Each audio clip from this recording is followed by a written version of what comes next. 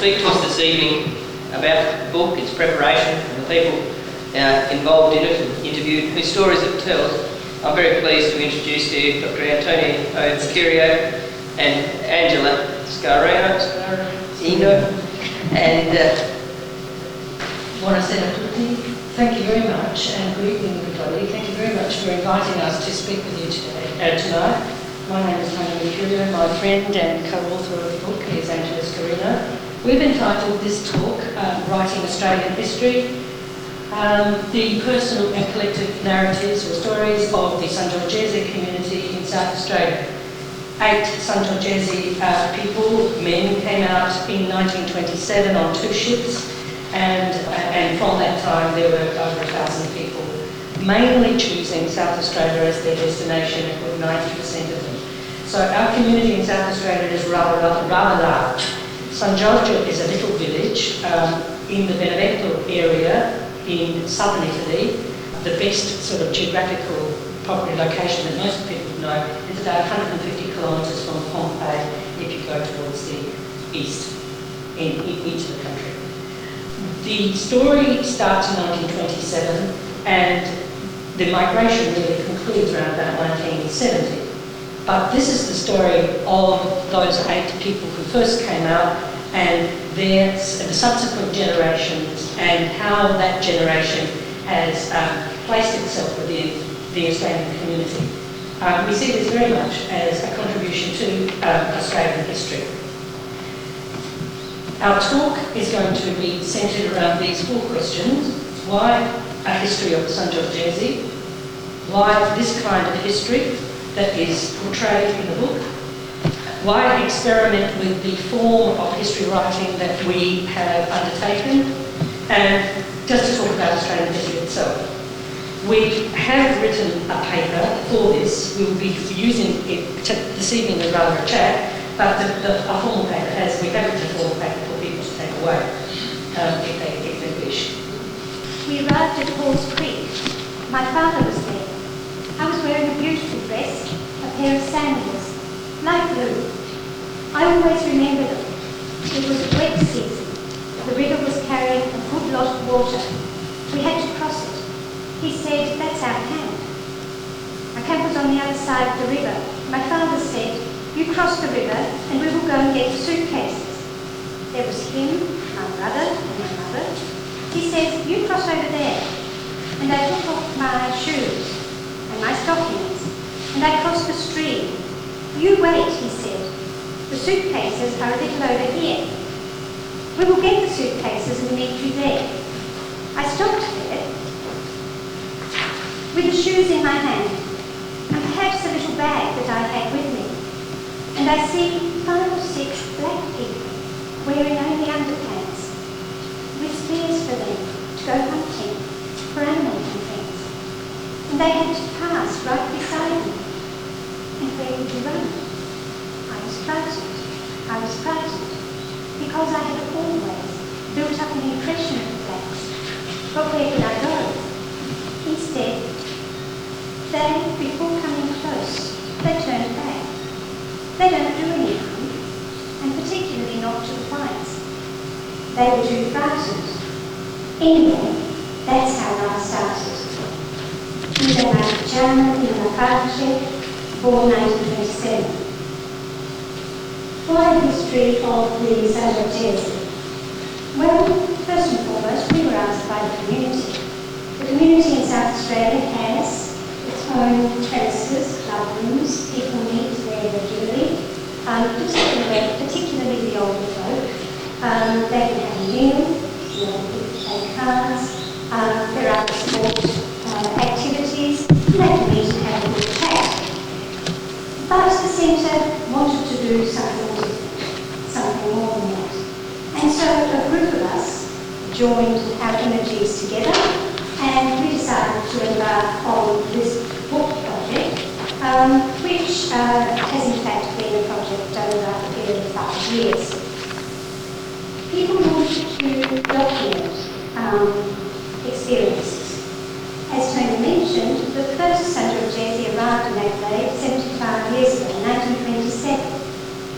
I think there was a sense that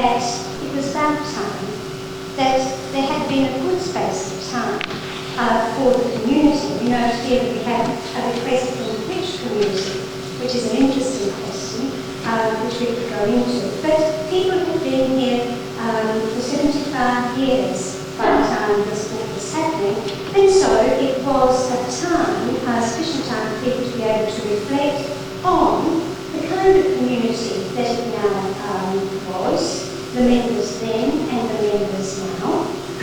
Also, how that community was shaped, how it's changed, how people's ideas, people's contributions and so on have changed, and how the different generations locate themselves within this community.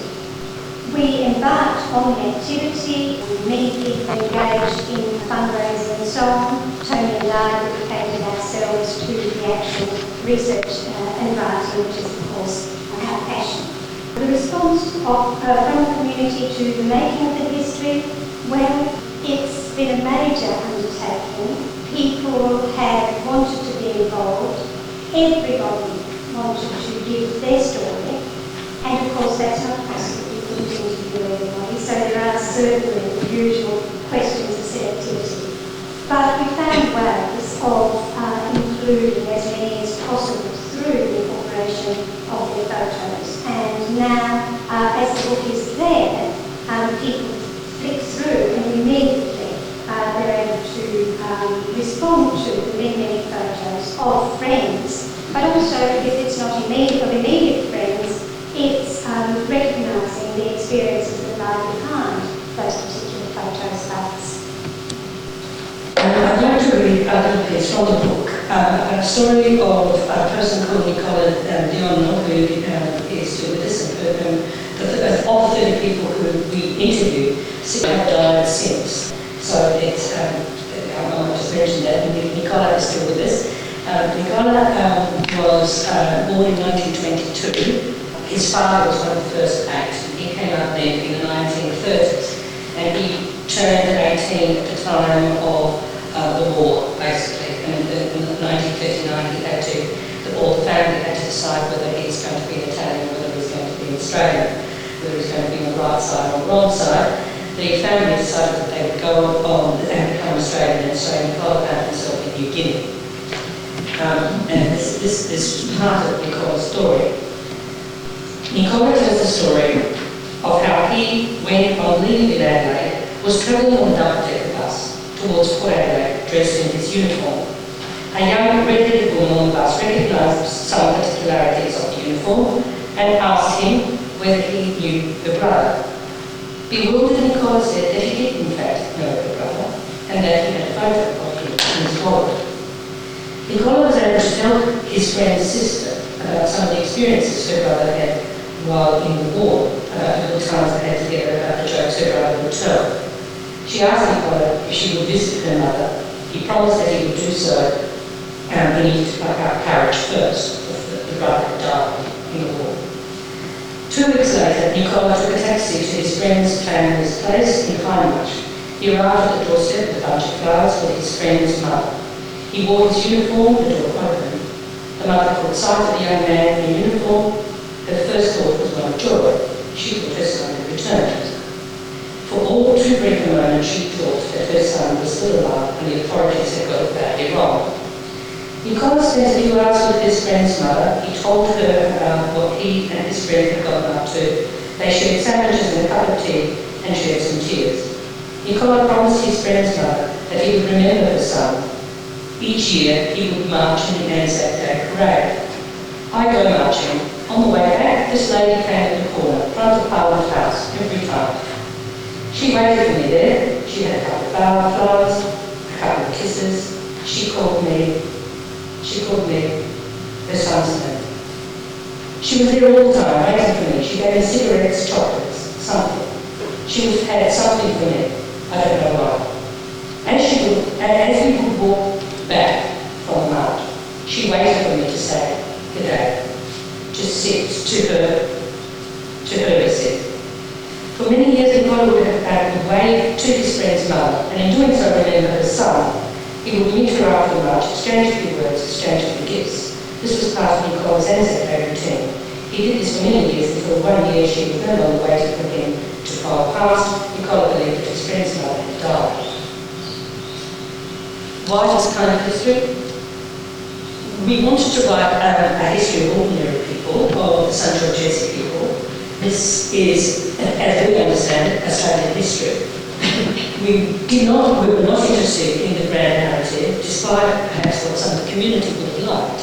They would have liked to have had lots of stories about the poor boy made good, or the sacrifices that have to be done in the new land, or economic progress. What we wanted to show is the contradictions, really, and show that the layers of different generations. There are some very unhappy people amongst those that we interviewed, and remain so, people who are quite nostalgic for their own land, particularly some women that we interviewed who continually yearned for communication, I suppose, with the community life, that they felt that they didn't get when they came here. On the other hand, we got stories of people who believe that this is the best thing that they've ever done for their family. So it's those kinds of contradictions. What we also wanted to show, however, was how people think differently and how memory and narrative work together. How we interviewed these people is that we had 30 people. At first, of the first 8 people that we interviewed, they were a representative from each of the 8 families that came out, or the first men that came out. We then interviewed people in groups of 3. And when we interviewed them in groups of 3, we actually chose them for a particular theme, maybe education, the war, making good, children, reflection, death, those kinds of religion, politics, those kinds of issues. And we found those extraordinarily rewarding. What we found is the whole question of oral history, and you people would understand that you get told what they want to tell you. And not only that, and they filter things through. So we are not in the business of telling the truth so much, but in the business of showing the interpretation of how they feel at the moment about whatever experience they were. But a few Italian oral historians, one of them, Scarino, talks of the humanising concept of the historical truth. I might say that when we first started, people did want to know the facts. How many of us are here? When did we come? What was the weather like when we came? Where did we settle? Where give us the demography, who's working in what kind of region? Is there some kind of factual material that we can put our hands on? The kind of history we wrote is, I suppose, a pastiche of different kinds of texts, and for us, the truth lies in there somewhere. So, as Gardner says, we are after stories. Stories may be right even if they are untrue, and that's, I believe, the fundamental principle of what we're talking about here. What was a beautiful thing in the gathering of this evidence was, because we had 3 people and because we had 2 interviewers, we would ask a question in Italian, and depending on I suppose the strongest person in the group, it would up the ante. The answers would come more truthfully, if you like, or more thoughtfully, perhaps is the answer. They wanted to tell us their deep thinking about an issue, and that is the kind of history that this book portrays. As Tony said, we tried to capture as many episodes of people's lives in their stories, and one, of course, that's always a feature of celebrations is wedding. And some of you may not know that, at least in earlier times, Italian people were known generally to have very large weddings. So this is one of those. Seeing, you have to invite this person. You have to invite the other person. We reached a total of 500 people. This was at St. Mary's Hall, Villa Park. They weren't all relatives, but in those days, it was all like brothers and sisters. When one arrived in Australia, and the Paisani were all like brothers and sisters. It was a joy, it was a celebration for all of us to share. It was not like now, it was different. And then we thought, what will we cook? Zebulon, one of the nuns, said, let's go to the Adelaide and buy a calf. And we'll make meatballs and meatballs, roasts. So there was a guy called Luigi Lieso. He So the meat, we brought it along, and the meatballs, we took them along in celery crats. There were so many we had to take along. And we cooked at Sangiorgesi's place. We cooked for 8 days. They bought 2 cars. There were 500 guests. 500 guests. There was only one main dish, the meat roll with meatballs, and a little bit of salad. And then chips, peanuts, bread rolls. It wasn't a sit-down dinner like those we have these days. In those days it was 1 course only, that was it. However, it wasn't like it is today, that you set tables and people are seated all night. In those times, at a certain point, then all of the tables in the middle are removed to create a dance floor. They would remove the tables, they would only leave those on the outer edges, and the waiters would come by and serve beer, and they would serve filled panini, and they would keep serving peanuts, beer. At the Campbelltown church, it was the 3rd marriage that was being held there. As soon as I had arrived, in 1953, they had finished building the church. There is nothing more beautiful than giving the vegetables a deep drink in the early hours of a very cold late spring day. The vines on the pergola are young and livid green. The soil has been dug over and chicken manure dug in. Tomato plants grown from seed have been transplanted into rows, staked, pruned and dusted. Zucchini and cucumbers planted in mounds of 2s and 3s are flowering and have ample room to move. Oregano, rosemary, basil, parsley and sage grow tidily in their designated spaces. The oregano about to flower will soon be collected and come to dry. The rosemary is kept compact, the basil is ready to be planted out, the parsley is reseeded according to the play of the moon, and the sage is well enjoyed for the moment. The making of the sauce is all in all its various types, salsa, pilati, macinato, and is an important ritual. Beer bottles need to be kept all year and stored in the shed. They have to be washed and stacked. Different members of the family even or assume different roles. Completing the task means exhaustion and patience, and fresh pasta sauce for that night, and a year's supply of tomato puree. Overabundance is a wonderful thing. Like many communities, the Octo is a family building, community building piece, which you saw of the Sangiorgesi above. Summer 1980, walking along Piazza Piccola, Mum decides to knock on the door of her old house.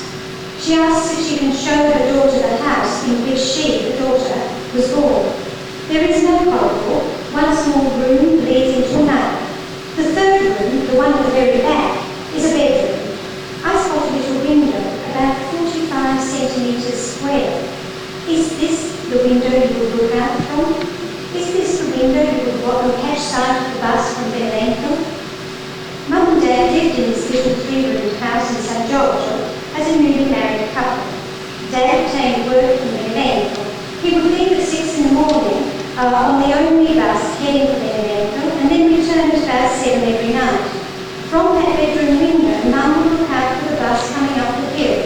As soon as she caught a glimpse of it, she knew she could throw any pasta. The view across the hills is exhilarating. The landscape is filled with stories.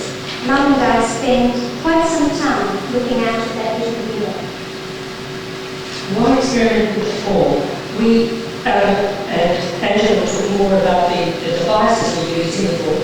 We really wanted to bring these points to the audience. We wanted to be faithful to the diversity of readers. We have a large diversity of readers within the community. We have people who speak Italian and read Italian. People who speak English and only English.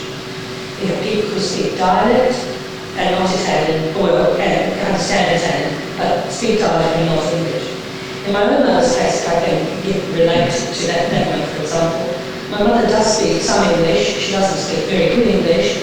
My mother did not go to school in Italy, and that story is conveyed in the book. At first, she was very upset, and still remains so, at not having the opportunity to go to school. At first, she would explain it to us children as saying we were too poor, it was too far to go to school. There were schools in the village. There was a rather big town, Sangiorgio. It had about 8,000 people in the 1930s. It certainly had about 8 schools at that time. They were funded by Mussolini, and the boys definitely went to school, but the girls weren't, depending on the parents' vision, whether their girls would get opportunities to go to school. But my mother is one of the readers here. Now, she is a person who we interviewed, and her script is in here in her own language, which is a mix of Italian dialect and some English. But she is unable to read this, and many of our community are unable to read the book, which is the whole sort of rather paradoxical thing about all of this. So it was very important for us, for the diversity of readers, that we have a book that has English. So the first part of it is in English, although when the pieces are spoken to us, we translated them, transcribed them in the language as we saw it, or as we heard it, sorry. And we placed an English translation, so there's a parallel script of dialect, sometimes or Italian mixed with dialect with English. The second part of the book is in Italian. In a sense, what we're trying to do for the diversity is say the future of this community are English speakers.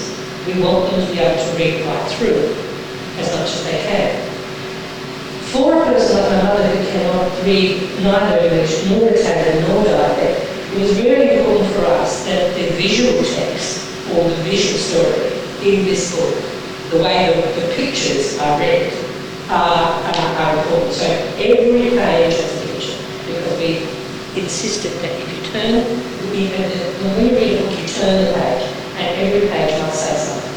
So that's part of the diversity or makeup of the book. We wanted to, of course, just talk about the diversity of experiences, and so in choosing the people, which of course was a very problematic and political question, we asked other people in the community, the elders in a sense, to suggest who.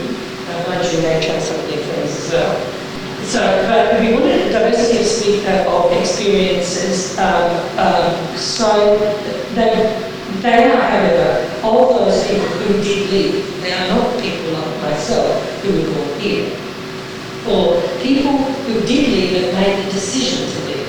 So our informants here are, the multi-layering of the generations that we wanted to see, and the photographs in particular show that the generations of the pre-war, the post-war, the post-70s, and the changing experiences as they move.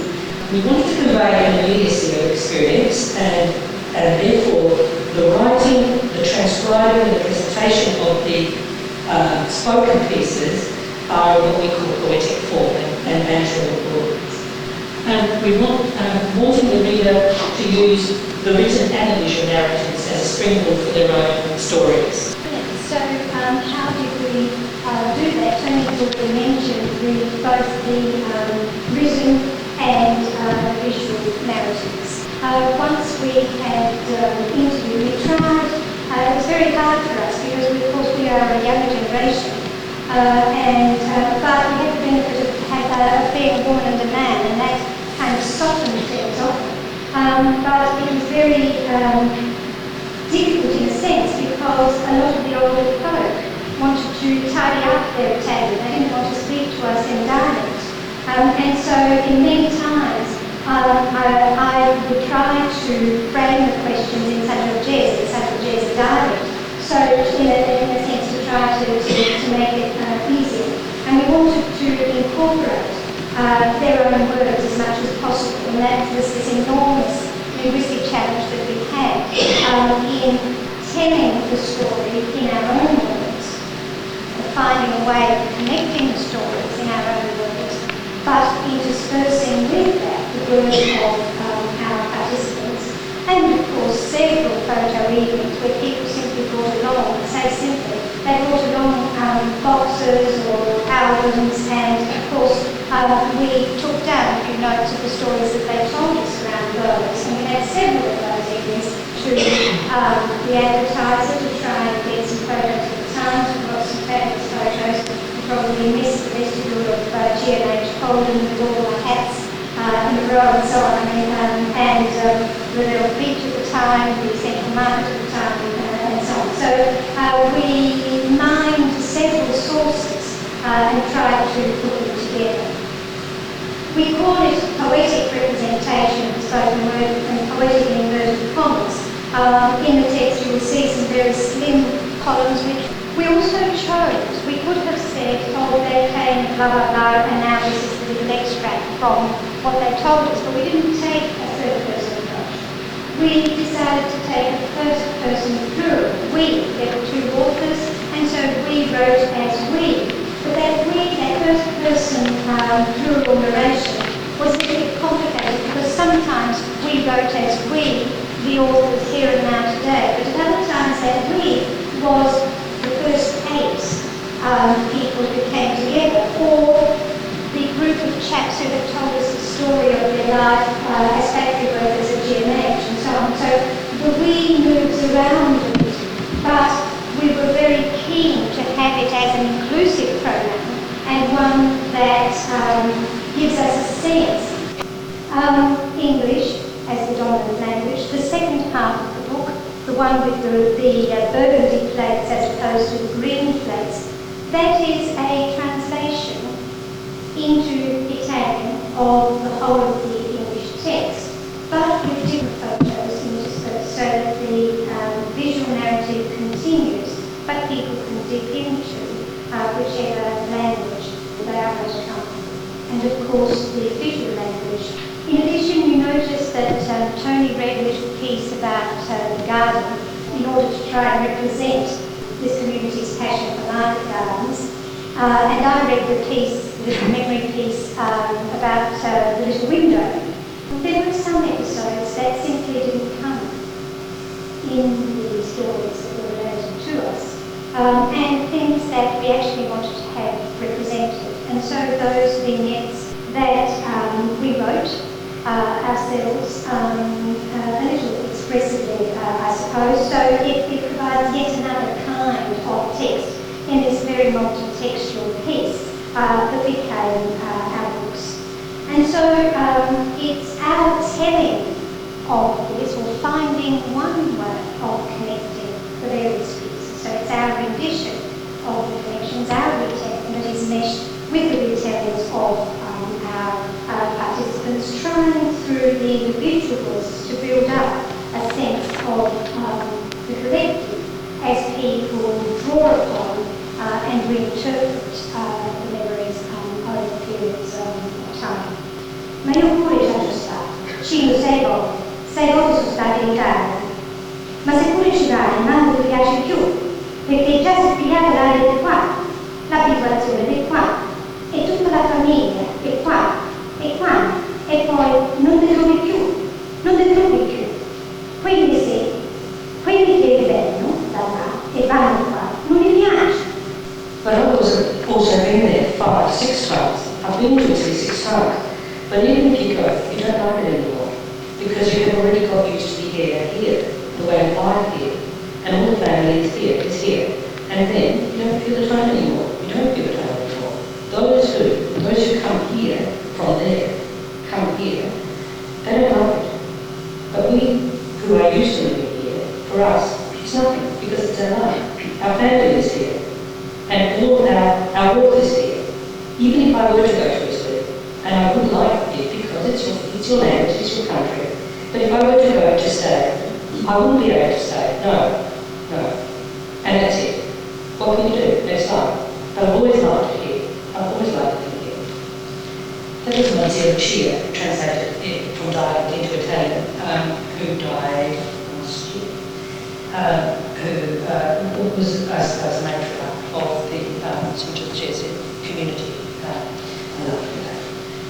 What I would like to do now is just show you some photographs. But they do each have many stories to tell, and so we thought that for this segment here, we might just say a few words about each one. This is Ida Lacarce, one of the informants. It's a wonderful story. This is the first one you heard this evening. Her father went to Paul's Creek, and we came to Paul's Creek and lived in a tent. Took decided to bring out his wife and his daughter, Ida. And Ida was the one who arrived at age 22 and had to cross the stream and found the Aboriginal people on the outside of the stream and took off her blue shoes and blue shoes in order to cross the stream. She speaks about this episode really warmly for her living apart from the first year, getting over where Cross Creek was and with the donkeys and doing the gold fossicking. It's always a very, very warm story for her. She eventually, her brother comes over, her brother is able to get his wife over, but she can't get her boyfriend over from Italy because she's a woman. It takes her 3 times to go through the immigration in order to get her boyfriend over to her fiancé. Her fiancé arrives in something gets mixed up. Instead of stopping off at Fremantle, stops off in Melbourne, has to be flown back to Fremantle. And regardless, they get married and they end up in South Australia. But the father, in the end, when it all was said and done and he'd done his fossicking around and all that kind of stuff, walked from Horse Creek to Adelaide with his camels and his goats in the end, and to his horse place. Virtually, took his time to get there. Once he got there, I had made a little bit of money with the gold. He goes to Islip. He never sold out in Islip. He goes to Islip and he spends the last 10 years of his life in Islip. Ida, with her family, goes back to Horse Creek. This person, it's a lovely story. The colour photos of when she goes back with her family to retell. Every time he told us he cried, and it was a really difficult one for us to capture because he would give us the story and it was such a lovely piece. It was such a lovely piece. And we would go home, he would then ring Angela, and he'd ring me, and he'd say, no, I don't want to publish. And then we'd try again, and we'd go, no, I don't want to publish. So in the end, the way we got it published is that we said to Nicola that we wouldn't write any names. He didn't want his friend's name written in the book and all that. And that was okay. But he also wanted, in the book, we had to publish his medals. So the medals are in there. He became a real estate man. And that was a very interesting story because as they started to come off the trains and the boats in the 1940s, after post-war, and my parents came out in 1949 and yours came out, you came with them. Yes, I came in 57. In 1957. So Nicola's family did quite well, along with some of the other families that took up that sort of helping us kind of group. You want to talk about that? Yes. In the story of the wedding, you'll recall that we talked about a cook being brought in and then another chap, filming had Uncle Michael. Now this Uncle Michael was the first caterer, I suppose, among the Italian community, and that was the first deli that he and his wife owned, and it was from this little deli that then his rather large catering business grew, because as you can imagine, through the 60s and the 70s, with all of these big party affairs, there was a lot of work, but also quite lucrative work to do with that catering for 500, 600 or whatever the number of guests would be. And by that time they also shifted from St Mary's Hall at Beulah Park to Centennial Hall, where a lot of Italian weddings were held, and one of the upcoming photos will show you Centennial Hall. The piece that Angela read to you about the wedding was 1953. So by 1953 they were really doing parties of 500 people. By the 1960s they were up to 1,000 people, and I can remember them very clearly. Receptions of 1,000 people at Centennial Hall. And by the 1970s we're down to 500. In the 1980s we're down to 250. And now we've got some more glamorous high jobs and stuff like that. But depending on who's what. So isn't the architecture fantastic? Where is it? I don't know. I think it's Paradise, I think. I think that one is in Campbelltown, and then after that, as things changed, these people moved and had a rather glamorous shop in Salisbury. Was this one in South Road? I don't know. Was it? Yeah, was it? Well, they did do Paradise, that's for sure. Or Campbelltown. This is just a picture from the advertiser of Adelaide in 1927 or 1930s. It might be one of the 1930s. We went to the library and the Adelaide advertiser, which has a fantastic collection of photographs of mostly hidden, I might say. Brilliant pieces. Because we just wanted to get pictures of, so what did King William Street look like in 1927 with their own? And so we had to put some of those kinds of pictures from the Woodbine Library and from the advertiser. And this is one of them. Well, the design of the book, unfortunately we couldn't get the picture that we wanted. The person who put this together is a person by the name of Antonietta Hidropicon. She is the graphic artist, publications manager of the Art Gallery of South Australia.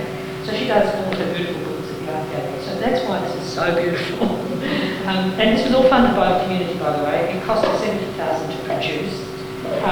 There were 2,000 something copies. It's 2.5 kilos. They found their way to Italy, to the United States, and all over. Yeah. It is a beautiful production. I mean, in terms, and it was all paid for before we could even sold one, which was great because they all raised money. But it's beautifully done, and it's I think a credit to Antonietta, who's just brilliant in her work.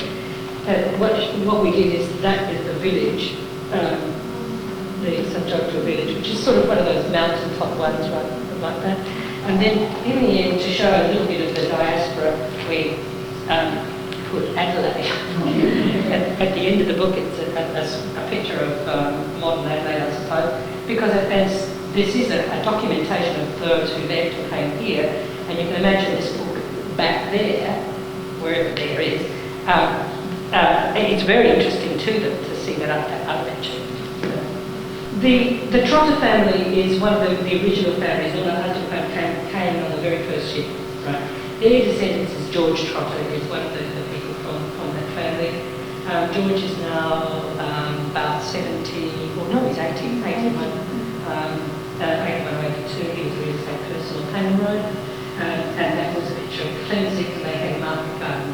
And celery growing and market garden growing is one of a lot of us did that. My father was a celery grower, a market garden. Sorry? 20. Trying to work out if that was 27 or 37. I can see the TNG, I can see Shell House. I think that's 37.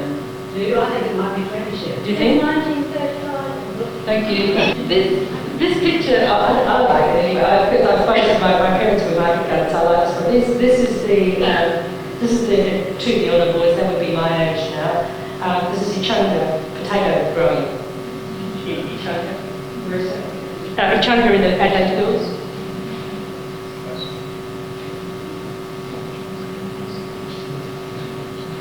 And this one of my favourite. This is my uncle.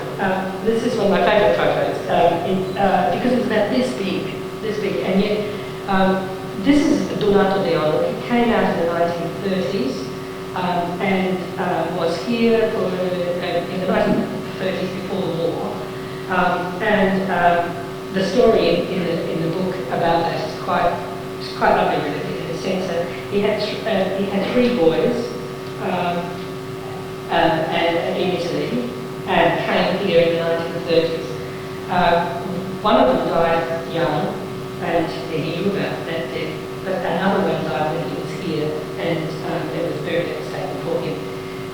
But he was this shed is on Lower North East Road, next to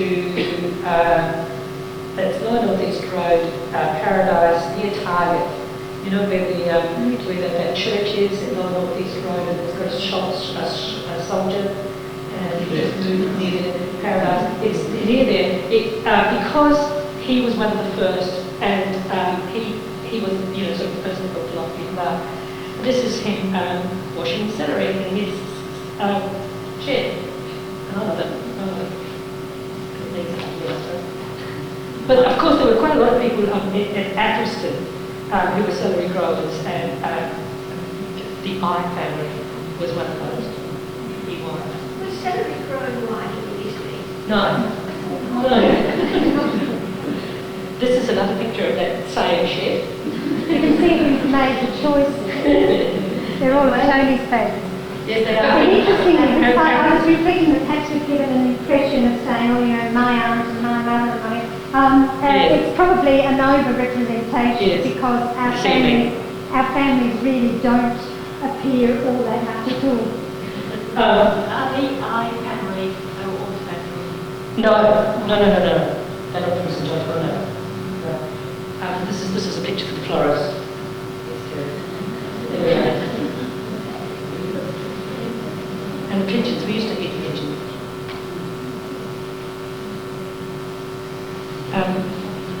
Do you need to explain? No need to explain No. that. It was 1960s when the Marconi, the ships that used to come in, and this was the, once they had made some money, this is the first trip back and bring everybody on board back. And we all used to go on into these ships to visit, to have a look around before the ships would go.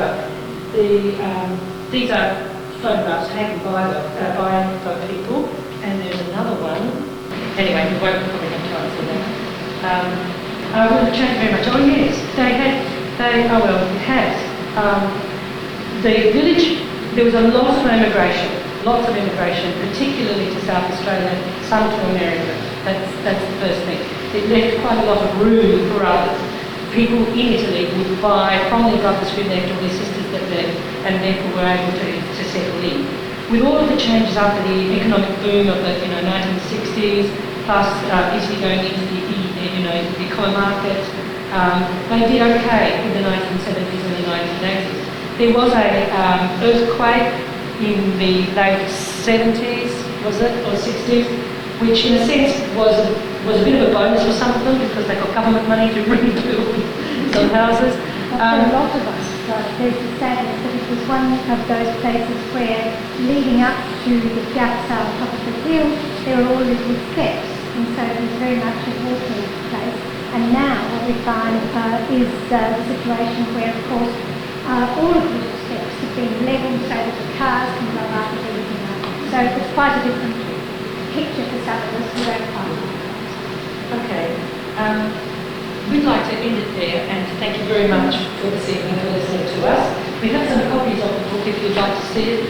And we have some copies if you want to buy them, you can buy them. They're $40 if we run out and we can all send you some more. So thank you very much. Tonight we've been very privileged to hear a story which is a great story of success in the country. A group that was certainly stuck together, I guess. They haven't lost their connections with their home country, and most importantly they've been prepared, albeit with a bit of cajoling by the sound in some cases, to have their memories recorded. And I have no doubt that your book takes a very significant place in the